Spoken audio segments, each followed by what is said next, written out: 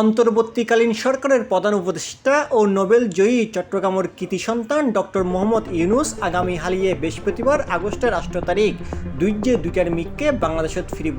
বর্তমানে তিনি ফ্রান্সের প্যারিসতুন দেশের উদ্দেশ্যে রওনা দিয়ে বুধবার আগস্টের 7 তারিখ ইউনুস সেন্টারতুন ফাটানো এক প্রেস বিজ্ঞপ্তিত জানানো হয় নোবেল বিজয়ী প্রফেসর ডক্টর মোহাম্মদ ইউনুস আগামী হালিয়ে বৃহস্পতিবার আগস্টের 8 তারিখ দুবাইতুন এমিরেটস ফ্লাইট EK 582 যোগে ডাহাত দুপুর 2:10 হজরত শাহজালাল আন্তর্জাতিক বিমানবন্দরত পৌঁছাইব। এমিককে 15 জন সদস্য লইয়ে অন্তর্বর্তীকালীন সরকারের শপথ আগামী হালিয়ে বৃহস্পতিবার আগস্টের 8 তারিখ রাতে 8টায় অনুষ্ঠিত হবে বলে জানিয়ে সেনাবাহিনীর প্রধান জেনারেল ওয়াকারুজ্জামান। আগস্টের 7 তারিখ বুধবার বিয়ালে ফোনে 6টার মিককে সেনা সদরে ব্রিফিংয়ে এই তথ্য জানায় তিনি। কিছুক্ষণ আগে আমার প্রফেসর ইউনুসের সাথে কথা হয়েছে, ওনার সাথে কথা বলে আমার খুব ভালো লাগলো।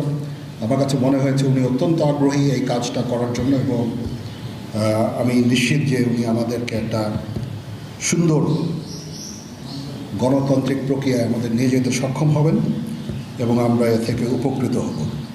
আমরা সর্বসম্মতভাবে সম্মত হয়েছে এবং ওনার কাছে প্রস্তাব দিয়েছি চিফ অ্যাডভাইজার ডক্টর ইউনুসকে করার জন্য, এবং উনি এখন আমাদের চিফ অ্যাডভাইজার।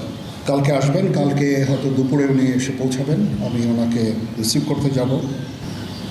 কালকে আমরা শপথ গ্রহণের জন্য যথাসাধ্য চেষ্টা করছি।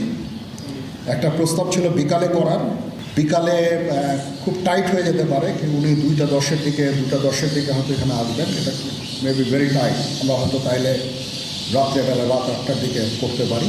C+ TV Chittagong. সরি, ক্যামেরার জন্য ঝামেলাটা হচ্ছে। Thank you.